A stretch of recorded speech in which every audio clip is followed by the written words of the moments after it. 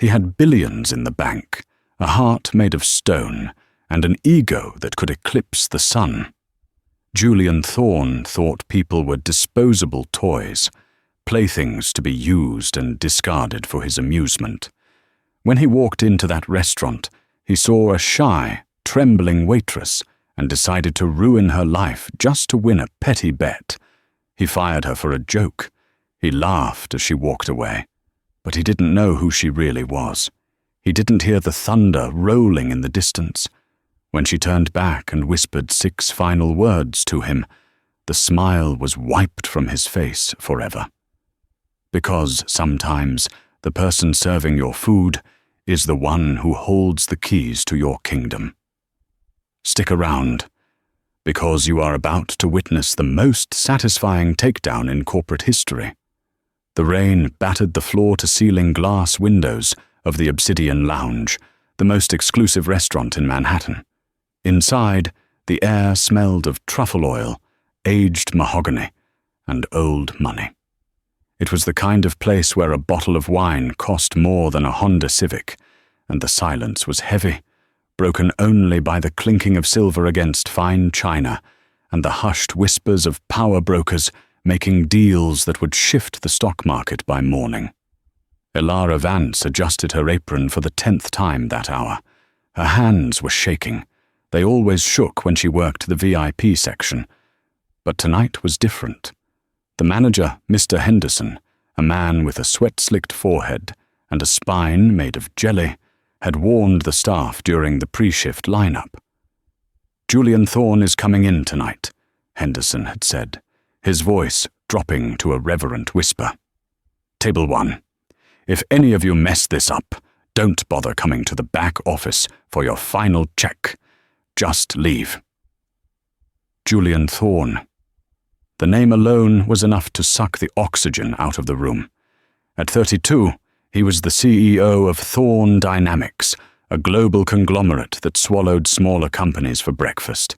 He was handsome in a cruel, sharp-edged way, with eyes like chips of ice and a reputation for destroying careers for sport. Elara took a deep breath, trying to steady her heart rate. She needed this job.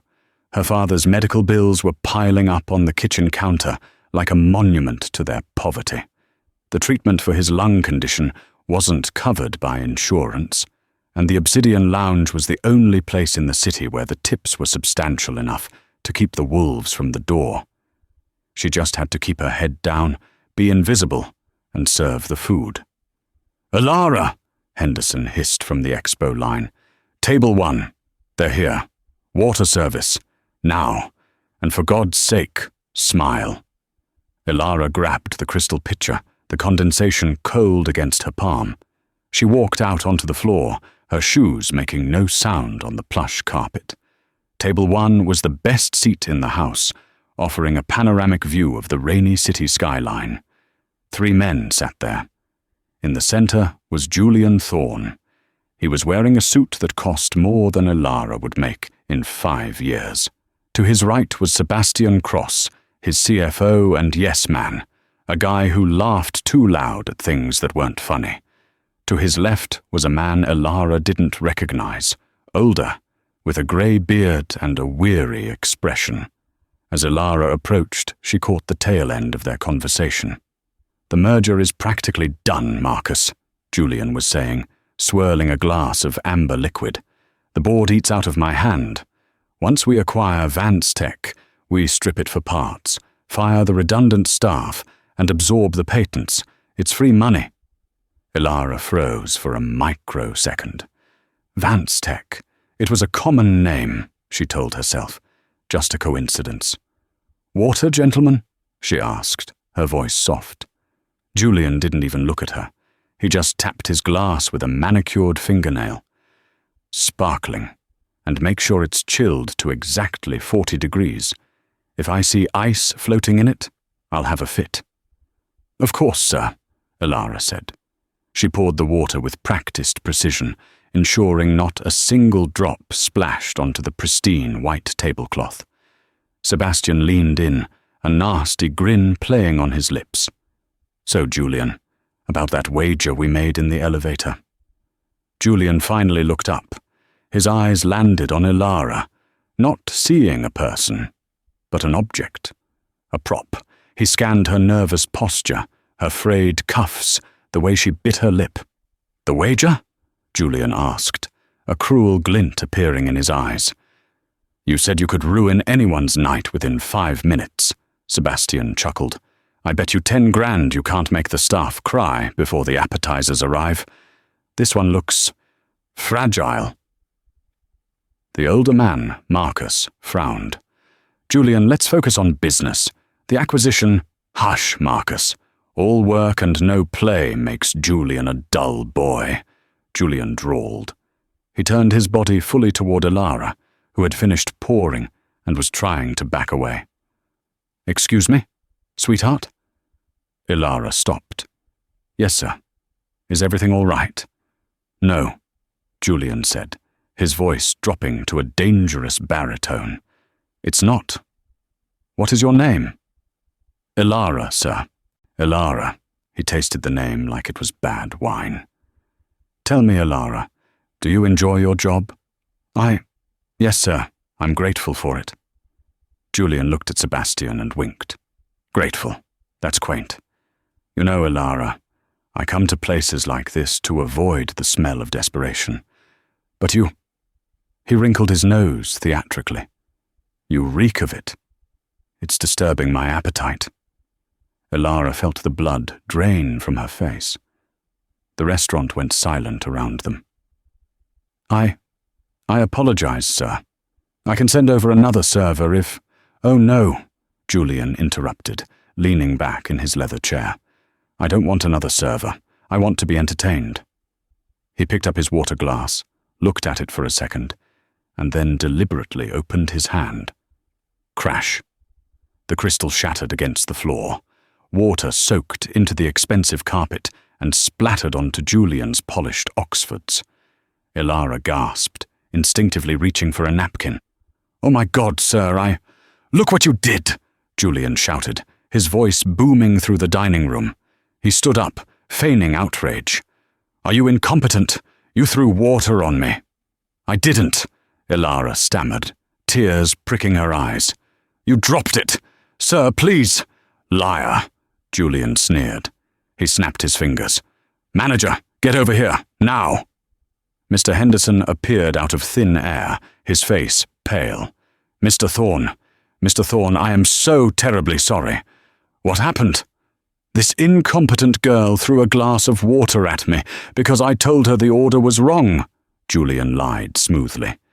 He pointed a finger at Ilara's chest. "She's unstable. She attacked me." Sebastian was covering his mouth to hide his laughter. Marcus looked away, ashamed but silent. "Ilara," Henderson barked, turning on her. "Is this true?" "No." "Mr. Henderson, please. He dropped it on purpose. He's lying." Ilara's voice cracked.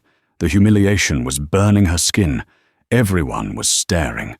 The other diners, the staff, everyone.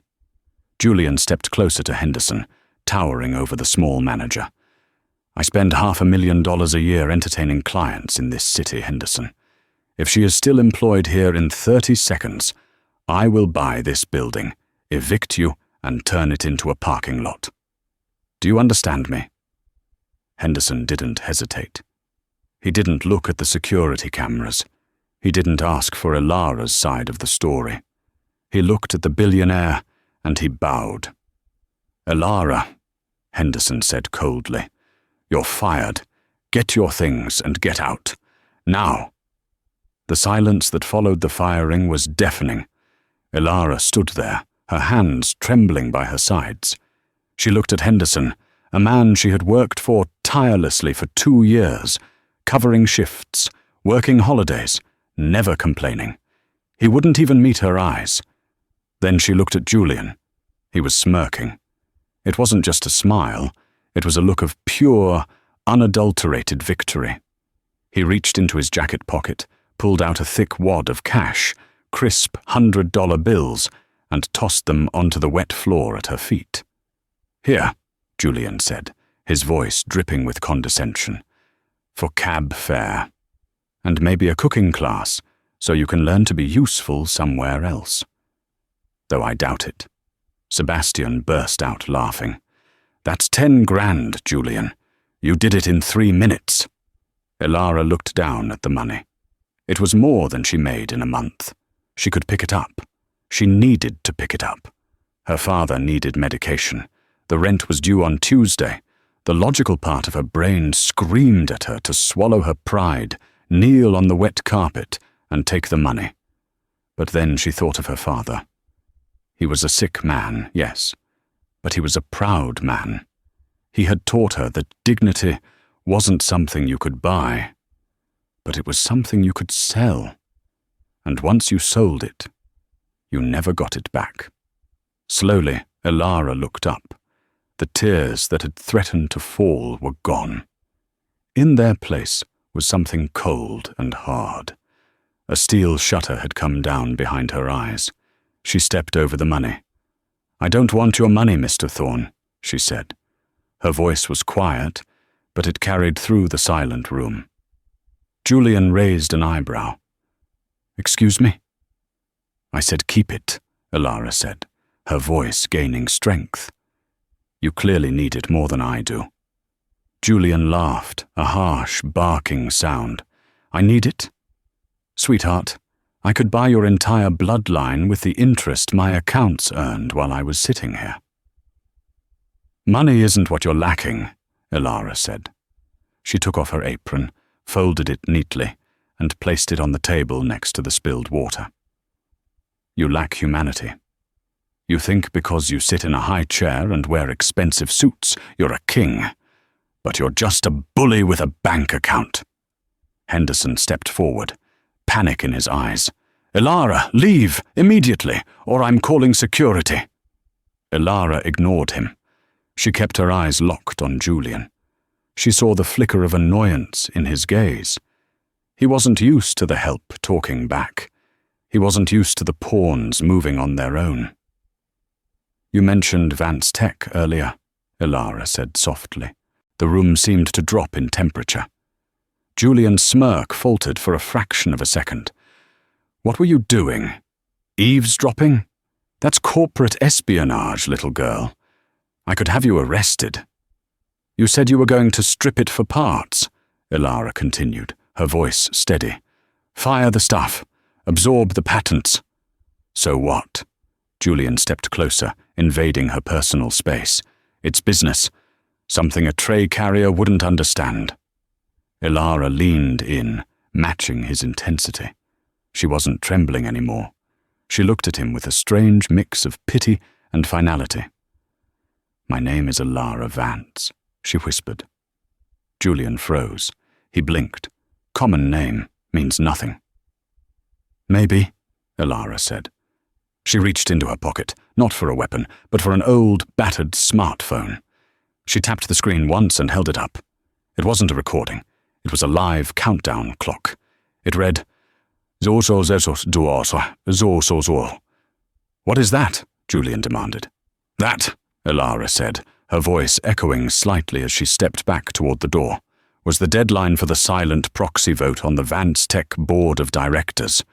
My father, Arthur Vance, founded that company, and since he's been indisposed, his voting rights didn't go to the board. They went to his next of kin." Julian's face went ashen. "Arthur Vance has a daughter." "He never mentioned a daughter." "He wanted to protect me from sharks," Elara said. "Sharks like you." She put her hand on the door handle of the restaurant. The wind and rain howled outside, waiting for her. "You fired me for a joke, Julian," she said, her voice ringing with a haunting clarity. "But the joke is on you. You just fired the majority shareholder of the company you're trying to buy. And my final words to you are these. Check your email, Mr. Thorne. I just exercised my veto."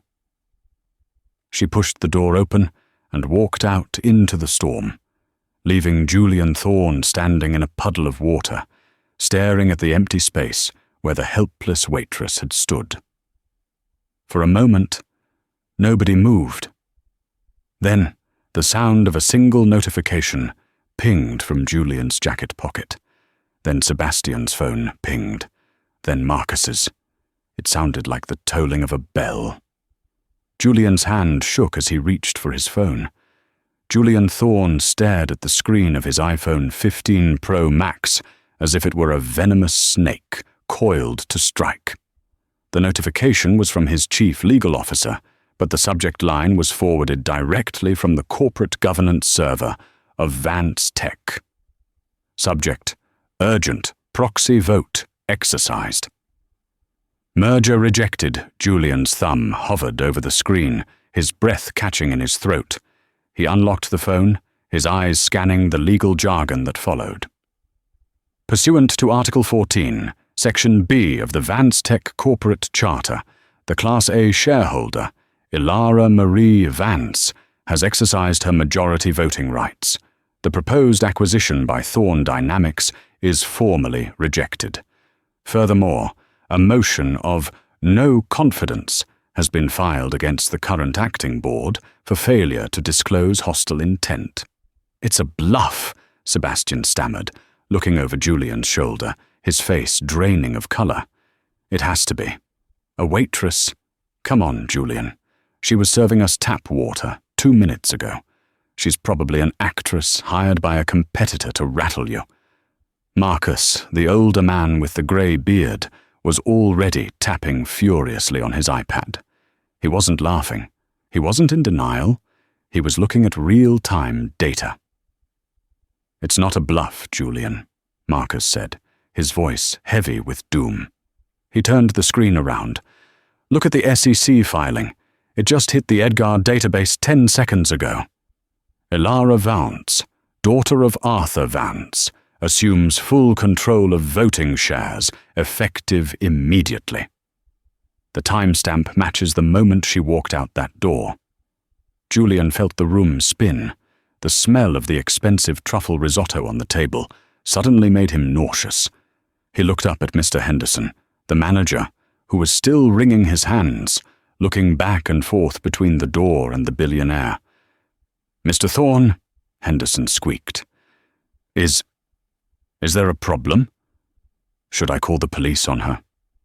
Julian slowly stood up. The rage that had been hot and explosive earlier had turned into something colder. Something much more dangerous.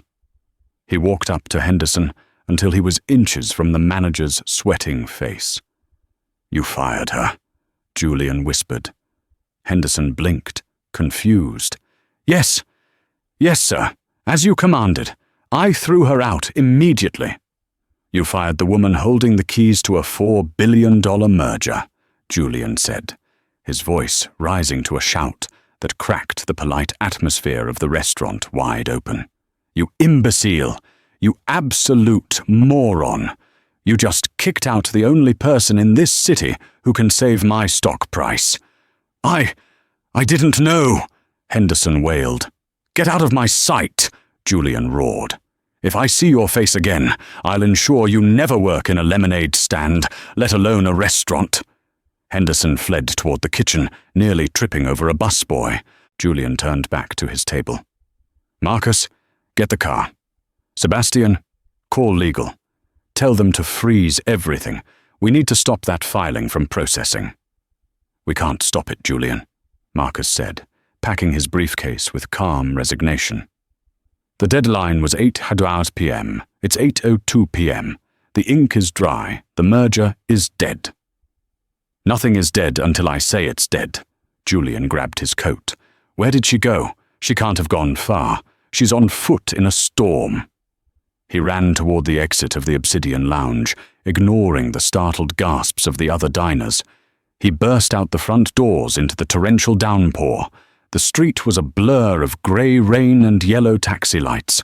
The wind whipped his expensive Italian suit against his body, soaking him instantly. He looked left. He looked right.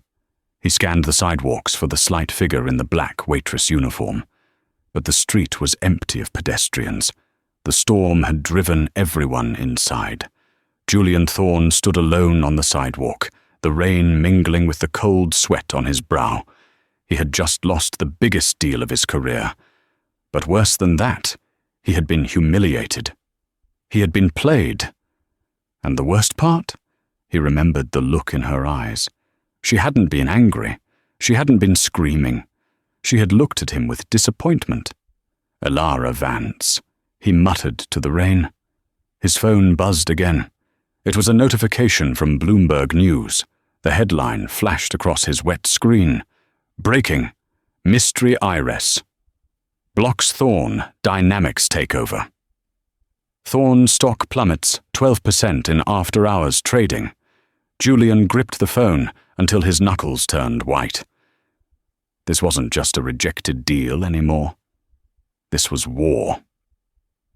The next morning, the headquarters of Thorn Dynamics felt less like a corporate office and more like a funeral home. The mood was somber, hushed, and filled with the dread of impending executions. The building was a 70-story spire of glass and steel in the heart of the financial district. Usually, Julian Thorn walked into the lobby like a god descending from Olympus, greeting no one, his eyes fixed on the horizon. Today, he entered through the service garage to avoid the phalanx of paparazzi camped out front. He took the private elevator to the top floor.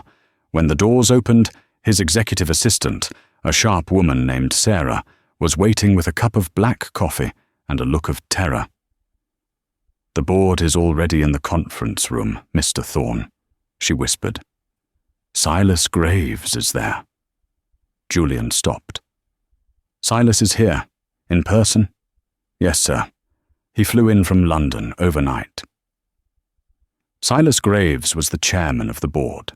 He was 70 years old, ruthless, and the only man Julian actually feared. Silas didn't care about innovation or ego. He cared about the dividend, and Julian had just set the dividend on fire. Fine. Julian straightened his tie in the reflection of the glass wall. He looked tired. He hadn't slept. "Let's get this over with." He pushed open the double mahogany doors of the boardroom. The room was vast, dominated by a 30-foot table made of reclaimed oak. 12 people sat around it, men and women in dark suits, their faces grim. At the head of the table sat Silas Graves. He didn't stand when Julian entered. He just tapped his finger on the polished wood. "Sit down, Julian," Silas said. His voice was like grinding gravel. Julian took his seat at the opposite end. "Silas, I can explain. The situation with Vance Tech is fluid. We experienced a minor setback due to hidden shareholder information." "Hidden?" Silas threw a newspaper onto the table. It was the New York Times. The front-page picture was a grainy cell phone photo taken by a diner at the restaurant last night. It showed Julian yelling at a soaking wet waitress. The headline read, "The Bully Billionaire, How Julian Thorn Fired the Woman Who Owns Him." "You call this hidden?" Silas growled. "The whole world knows, Julian. You didn't just lose the deal. You became a meme. Thorn Dynamics is trending on Twitter, and not for our Q3 earnings. People are cancelling contracts. Our reputation is in the toilet." "I was provoked," Julian said tightly. "It was a setup. She was working there under false pretenses. She was working there to pay for her father's lung transplant because you froze their family assets during the negotiation period." A female voice rang out from the corner of the room. Julian spun around. Standing by the window, looking out at the city, was Elara Vance. She looked nothing like the waitress from the night before. The messy bun was gone, replaced by sleek, straight hair that fell to her shoulders. The cheap uniform was replaced by a tailored cream-colored power suit that screamed quiet luxury. She wore no jewelry except for a simple gold pin on her lapel, the crest of Vance Tech. "What is she doing here?" Julian demanded, standing up. "Security." "Sit down, Julian," Silas barked. "Ms. Vance is here at my invitation." Julian froze. Your invitation?" Elara turned to face him. Her expression was calm, composed, and utterly terrifying. She walked toward the table, her heels clicking rhythmically on the floor. She didn't look at Julian. She looked at the board. "Ladies and gentlemen of the board," Elara began, her voice clear and confident. "My father, Arthur Vance, built his company on integrity. He built technology to help people, not to be stripped for parts to pad Mr. Thorne's quarterly bonus." She finally looked at Julian. "You thought you were buying a dying company, Mr. Thorne. You thought I was just a shy waitress you could bully for a laugh. You didn't realize that while I was serving you water, I was listening to you detail your plans to commit securities fraud." The room gasped. "That's a lie," Julian shot back, though sweat began to bead on his forehead. "I never said anything about fraud. You explicitly told your CFO, Mr. Cross, that you had the board in your pocket and that you planned to hide the true value of the Vance patents until after the acquisition to avoid paying capital gains tax," Elara said smoothly. "I believe the term you used was creative accounting." Silas Graves turned his hawk-like gaze to Julian. "Is this true? Of course not. It was locker room talk. It was hyperbole," Julian defended, but he sounded weak. Elara reached into her briefcase and pulled out a small flash drive. She slid it across the long table toward Silas. "The restaurant has a security system, Mr. Thorne," Elara said, "but it also has a policy of recording audio at the VIP tables for training purposes." As a former employee, I knew exactly who to ask for the file. Julian felt the blood drain from his legs. He collapsed back into his chair. He remembered the specific arrogance of the night before. He had been so loud, so sure of himself. Silas picked up the drive. He didn't plug it in. He just held it, weighing Julian's future in his hand. "Ms. Vance," Silas said respectfully. "What do you want? You blocked the merger. You have the leverage. Do you want a higher price? A seat on our board?" Elara smiled, but it didn't reach her eyes. "I don't want your money, Mr. Graves. I told Mr. Thorne that last night. I don't want a seat on a board, led by a man who treats people like garbage." She placed her hands flat on the table. "I want Thorne Dynamics to publicly apologize to every member of the staff at the Obsidian Lounge for the harassment they've endured. I want Mr. Henderson reinstated with a raise, as he was acting under duress from your CEO. And finally," she locked eyes with Julian, "I want to buy the robotics division of Thorne Dynamics at a 40% discount." "That's insane," Julian shouted. "That's our crown jewel. You can't—" "Stock price is down 12%, Julian," Elara interrupted coolly. "By noon, when I release the audio of you mocking the working class while planning tax evasion, it will be down 20%. Maybe 30%. If you sell me the robotics division now, I keep the audio private. I save your company from an SEC investigation, and I save your job, for now." Silas Graves looked at Julian. He looked at the flash drive. Then he looked at Elara. "40% is steep," Silas said, negotiating. "Let's say 20. 30, Elara countered, "and Julian has to sign the contract." Silas nodded slowly. "Done." "You can't do this," Julian protested, looking around the room for support. But he found none. The board members were avoiding his gaze. They were sharks, and they smelled blood in the water. Julian's blood.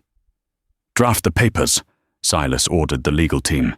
Elara walked over to Julian. She leaned down, bringing her face close to his, mirroring the way he had invaded her space the night before. "You told me to learn to be useful," she whispered, her voice icy. "I took your advice. I'm being very useful to my family's legacy. It's amazing what a shy waitress can do when she stops trembling, isn't it?" Julian sat in stunned silence, watching as the legal team began typing. He had walked into that room the CEO of an empire. He was sitting there now as a man who had just been outmaneuvered by the woman he tipped with insults. But Ilara wasn't done. She turned back to the door. "Oh, and Julian," she called out. He looked up, broken. "I'm keeping the $10,000 you threw on the floor," she said. "I'm donating it to the frantic search for a new CEO for Thorn Dynamics, because after the shareholders hear about this deal, you're going to need a miracle to keep that chair." She walked out, leaving the heavy doors to swing shut behind her. The penthouse of the Thorn Tower was a fortress of solitude, floating high above the clouds of New York City. It was silent, cold, and sterile, a perfect reflection of the man who owned it. Julian Thorn paced the length of his living room, a glass of 50-year-old scotch in his hand. He hadn't taken a sip. He was too busy staring at the city lights below, imagining them burning. The humiliation in the boardroom had been absolute.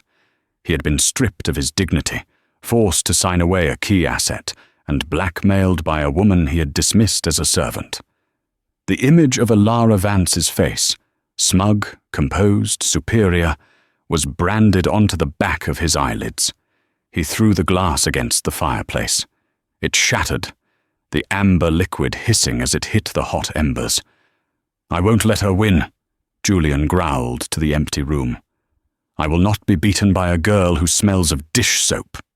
He pulled out a burner phone from a locked drawer in his desk. He dialed a number he hadn't used in years. It rang once. "This is Vargas," a gravelly voice answered. No pleasantries, no names. "It's Thorn," Julian said. "I have a job. It's a demolition project." "Physical or reputation?" "Personal," Julian said, his eyes narrowing. "Target is Ilara Vance. She's the daughter of Arthur Vance. She thinks she's untouchable because she holds the voting shares of her father's company. I need you to find the crack in the armor. Everyone has a pressure point. Find hers and press it until she breaks. Consider it done. Give me 6 hours." Julian hung up. He walked to the window, pressing his forehead against the cool glass. Ilara had played the corporate game well. She had used the laws and bylaws against him. But Julian knew something she didn't. The law was a spider web. It caught the flies, but the hawks flew right through it. 6 hours later, the phone buzzed. "I have it," Vargas said. "Tell me." "Arthur Vance. He's dying," Vargas reported dispassionately. "End-stage pulmonary fibrosis. He's currently at St. Jude's private medical center. He's on an experimental treatment plan involving a synthetic lung support system. It's the only thing keeping him alive while he waits for a transplant." "And?" Julian pressed. "The treatment is incredibly expensive, not covered by standard insurance. Vance Tech hasn't paid a dividend in 2 years because Arthur poured all the liquidity into R&D. Ilara has been paying out of pocket, hence the Waitress job. But here's the kicker. St. Jude's is a private entity. They are currently looking for a benefactor to underwrite their new cardiology wing." A slow, cruel smile spread across Julian's face. It was the smile of a predator who had just found the jugular. "Who owns the debt on the hospital's expansion loans?" Julian asked. "A holding company called Helix Capital." "Buy Helix Capital," Julian ordered. "Buy it all. Tonight. I don't care what it costs. I want to own the debt. I want to own the board of directors. And I want to own the very air Arthur Vance is breathing." "That's a lot of capital just to hurt one woman, Thorn." "It's not about the money, Vargas," Julian whispered. "It's about the lesson." The next morning, Ilara was sitting by her father's bedside. The room was filled with the rhythmic, whooshing sound of the ventilator. Arthur Vance looked frail, his skin translucent, tubes snaking from his chest to a large, complex machine that hummed softly, "We did it, Dad," she whispered, holding his thin hand. "We saved the company. Julian Thorne can't touch us now. I'm going to use the profits from the robotics sale to secure the company's future. And yours. We're going to get you that transplant." Arthur's eyes fluttered open. He couldn't speak, but he squeezed her hand weakly. He looked proud. Suddenly, the door to the room burst open. Dr. Sterling, the head administrator of St. Jude's, walked in. He looked pale and sweaty, clutching a clipboard to his chest like a shield. "Ms. Vance," Dr. Sterling said, his voice trembling. Could I speak with you in the hallway? It's urgent." Ilara felt a knot of dread tighten in her stomach. She kissed her father's forehead. "I'll be right back, Dad." She stepped out into the sterile white corridor. "What is it, Doctor? Is it a donor lung? Did you find a match?" "No, Ilara." Dr. Sterling couldn't meet her eyes. "It's about the financing for your father's stay and the use of the prototype ventilator." "We're paid up through the month," Ilara said defensively. "I made the transfer this morning.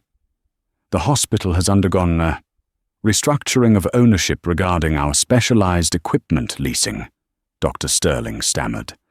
"The new majority stakeholder has audited the accounts.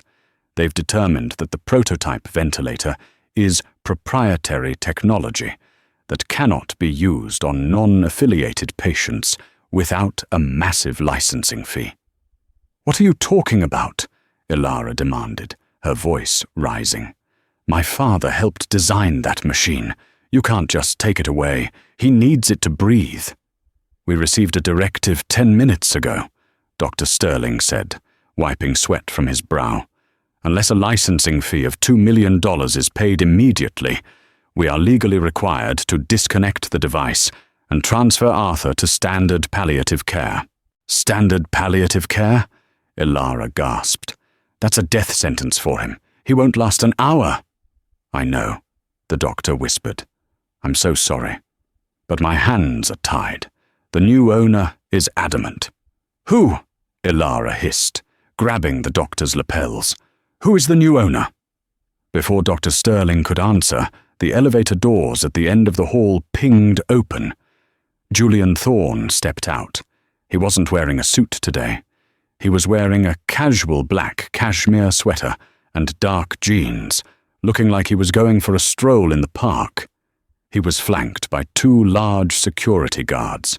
"Hello, Ilara," Julian said, his voice smooth as silk. Ilara let go of the doctor and stared at Julian. The realization hit her like a physical blow. The timing, the cruelty, the specificity of the threat. "You," she breathed. "You bought the hospital?" "Technically, I bought the debt of the holding company that owns the leasing rights to the medical equipment," Julian corrected, walking toward her slowly. "Complex corporate structure, really. But the end result is simple. I own the machine keeping your father alive." "You monster!" Ilara screamed.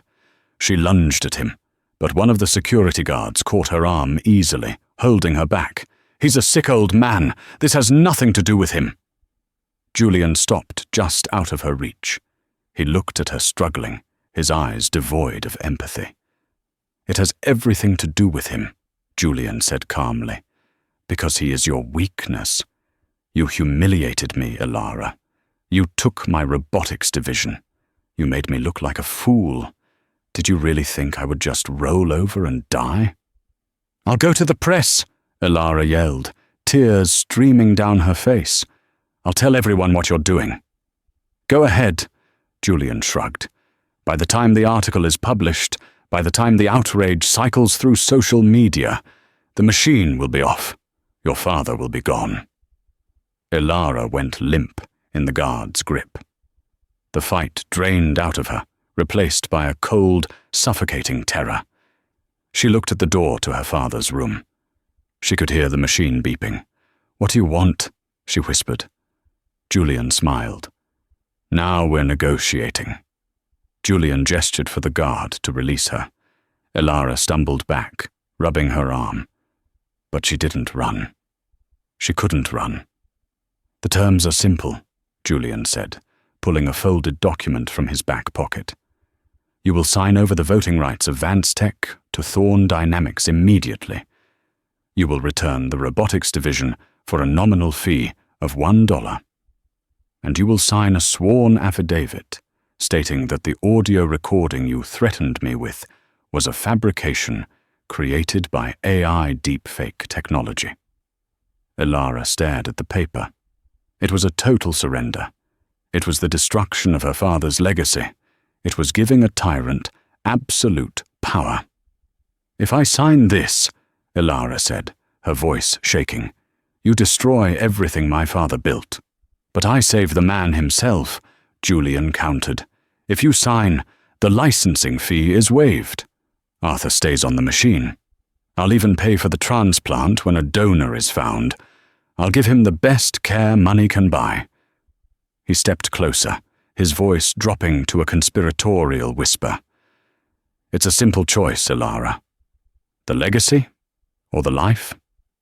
What matters more to you? Being the CEO of a company or being a daughter? Elara looked at Julian with pure hatred. You are a soulless husk of a human being. I'm a winner, Julian said coldly. I have a notary waiting in the lobby. You have 1 hour to decide. At 11 a.m., the machine gets unplugged. He turned on his heel and walked back toward the elevator, his guards trailing behind him. He didn't look back. He knew he had won. He had checkmated her heart. Elara stood in the hallway, clutching the contract. She felt like she was drowning. She walked back into her father's room. Arthur was asleep again.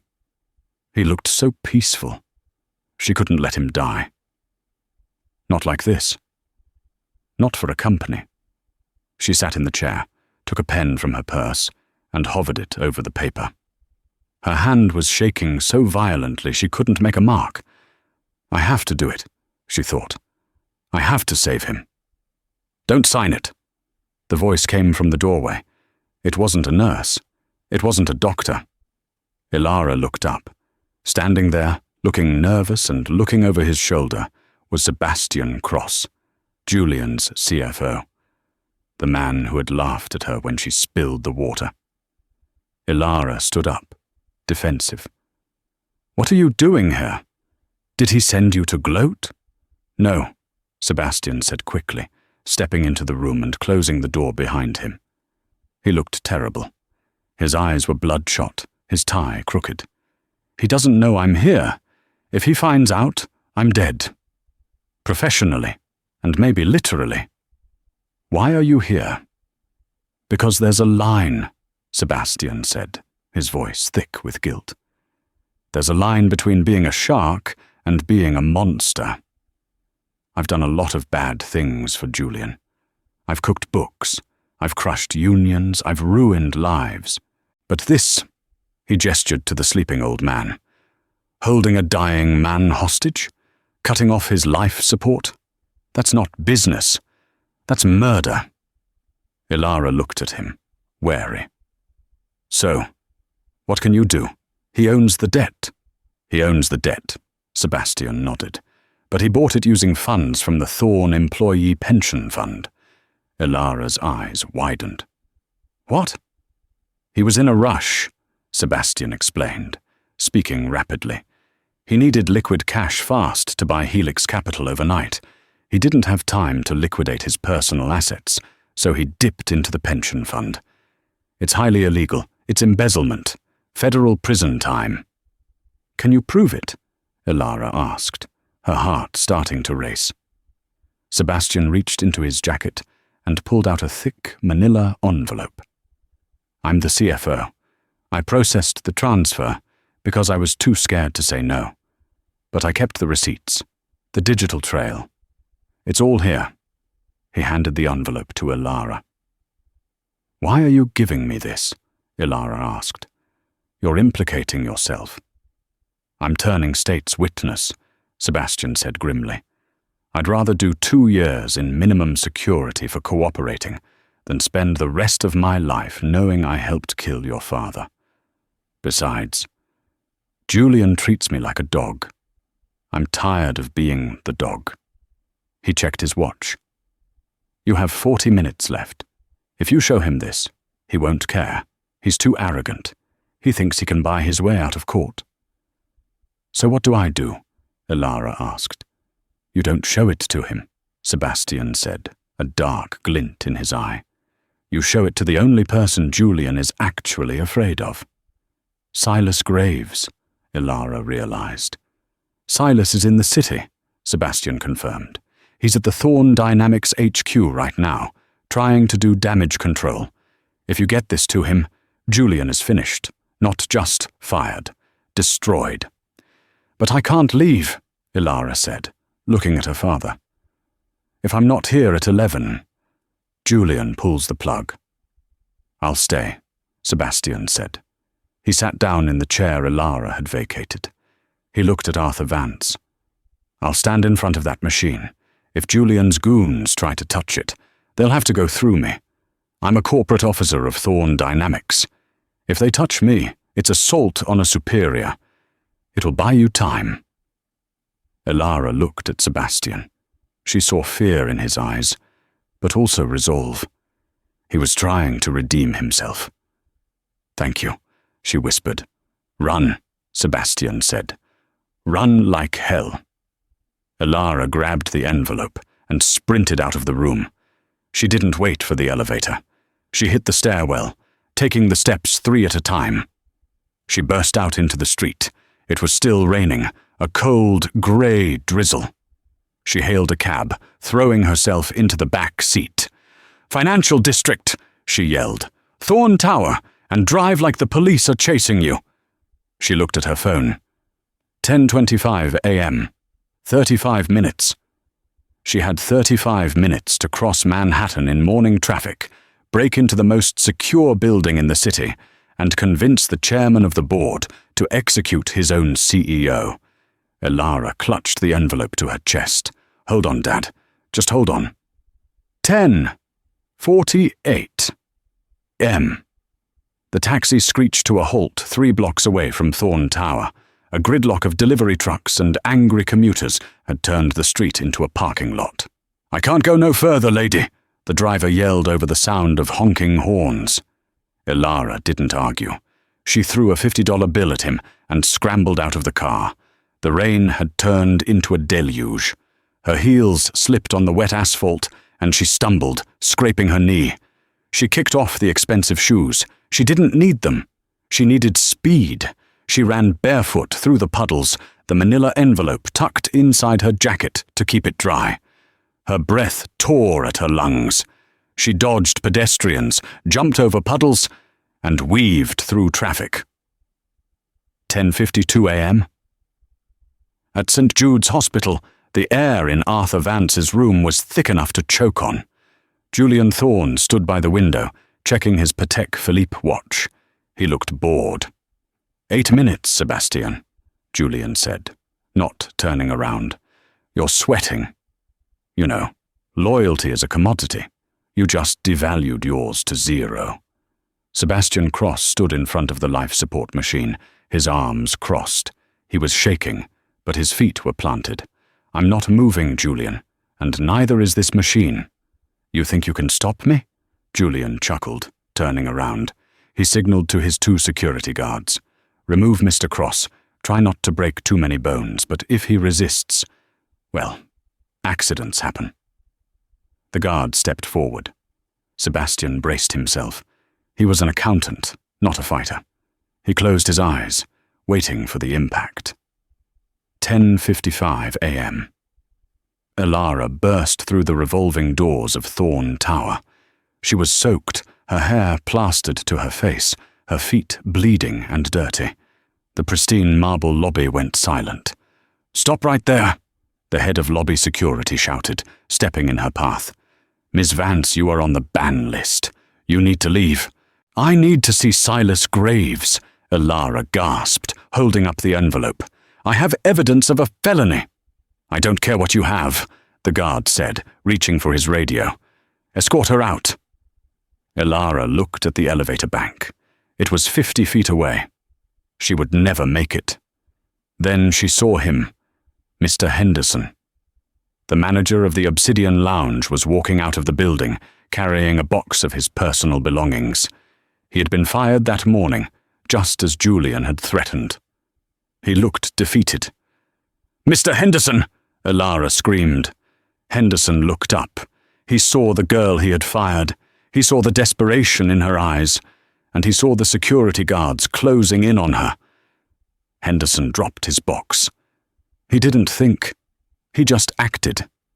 He threw himself into the path of the lead security guard, tackling him to the polished floor. "Run, Elara!" Henderson roared, grappling with the guard. "Go!" Elara didn't waste the sacrifice. She sprinted past the scuffle, dodging a second guard, and slammed her hand onto the elevator call button. The doors were just closing on a terrified intern. Elara jammed her arm in, forcing them back open, and threw herself inside. She hit the button for the penthouse. 10:58 a.m.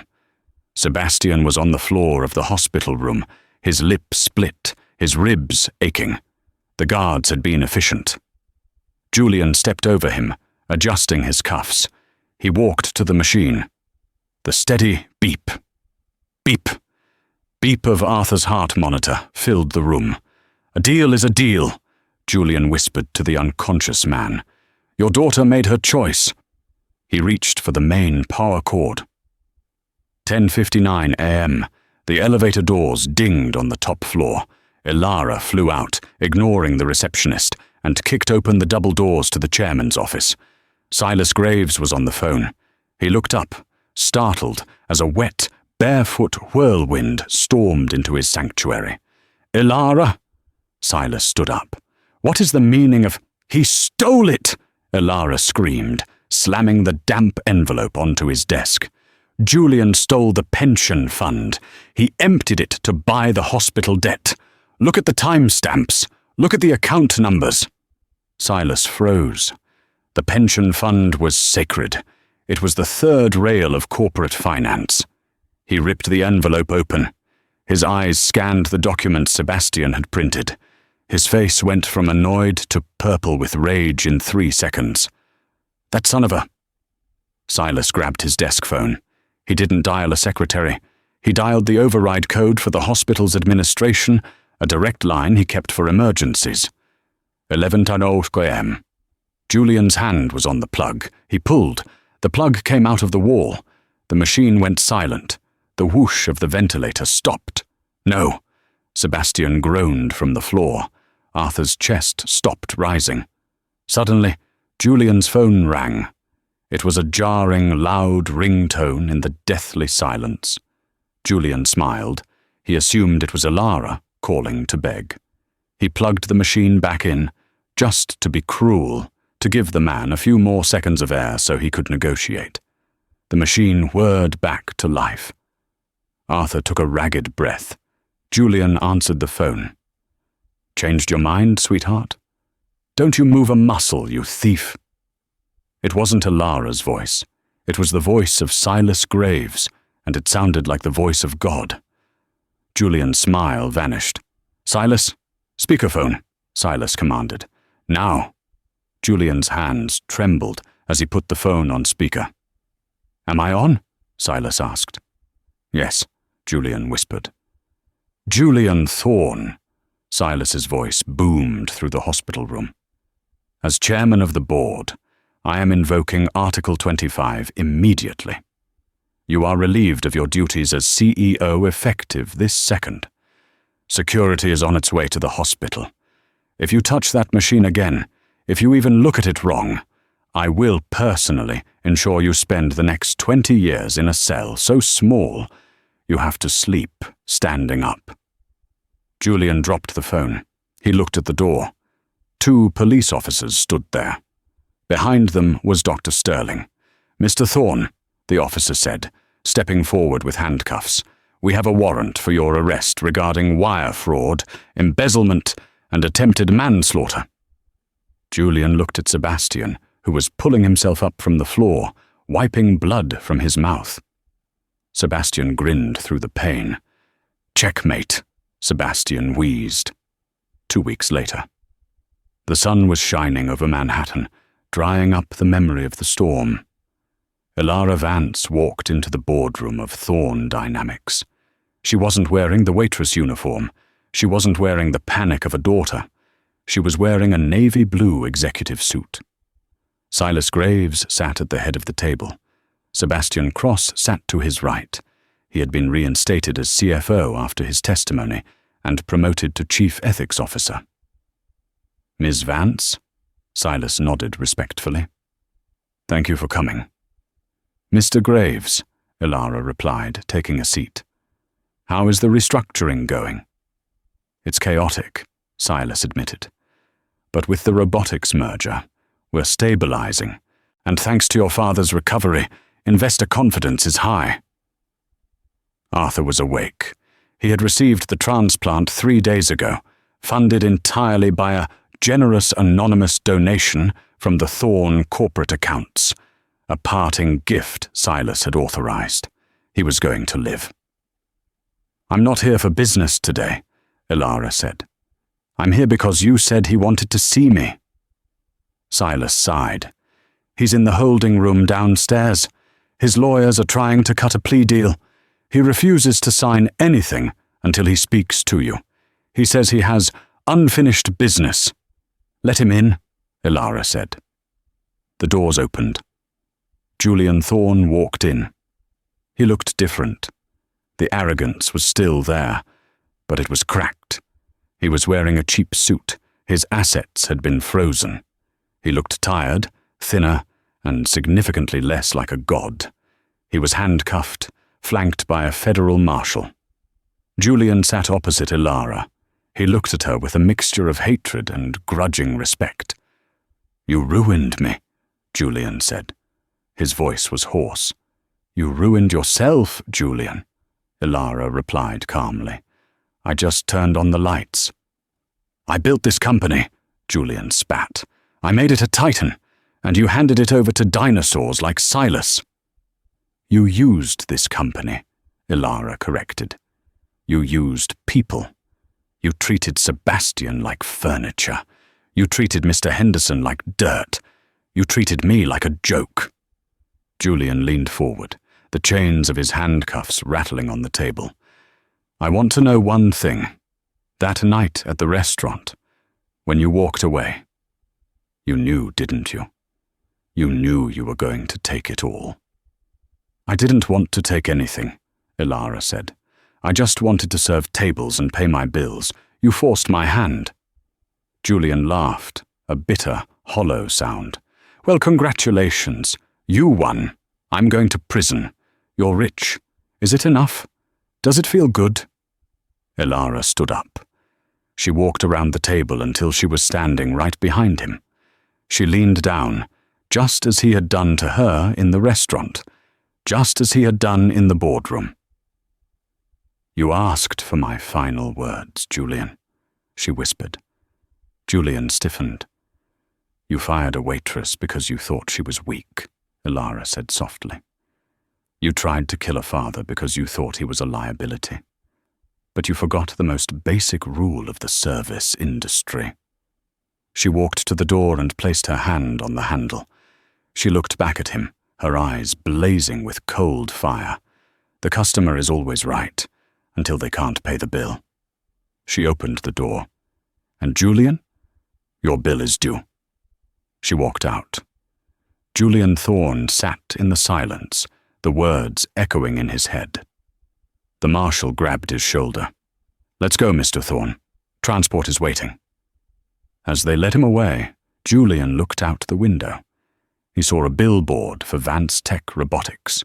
It featured a picture of a new medical ventilator. The tagline read, Breathing life into the future. He lowered his head. The king was dead. Long live the queen. And that, ladies and gentlemen, is how the shy waitress took down the biggest bully in New York City. Julian Thorne thought his money made him invincible, but he learned the hard way that dignity, loyalty, and family are currencies that never crash. Elara didn't just save her father. She saved the soul of a company and proved that sometimes the quietest people in the room are the ones you should fear the most. Julian is currently serving 10 years for embezzlement. And Elara? She's running the show. What would you have done if you were in Elara's shoes? Would you have signed the papers to save your dad, or would you have risked it all like she did?